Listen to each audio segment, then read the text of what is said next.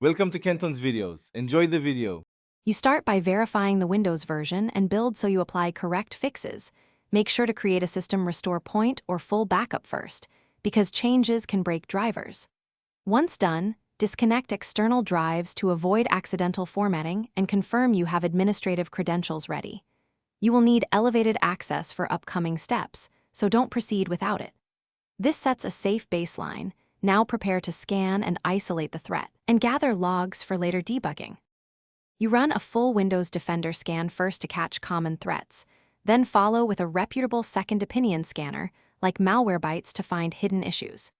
Make sure to install all pending Windows and driver updates, because many security problems stem from outdated components.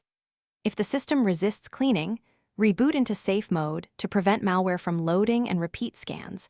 Meanwhile, collect event viewer logs to identify failing services. These steps isolate and remove most causes, so you can repair corrupted files next.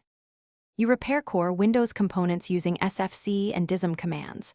Run sfc/scano to fix integrity violations, then use dism/online/cleanupimage to restore the component store. Once system files are healthy, reset or recreate any corrupted user profiles, and verify firewall rules, group policies, and security services are running. Finally, validate by restarting and running another scan. If problems persist, perform a system restore.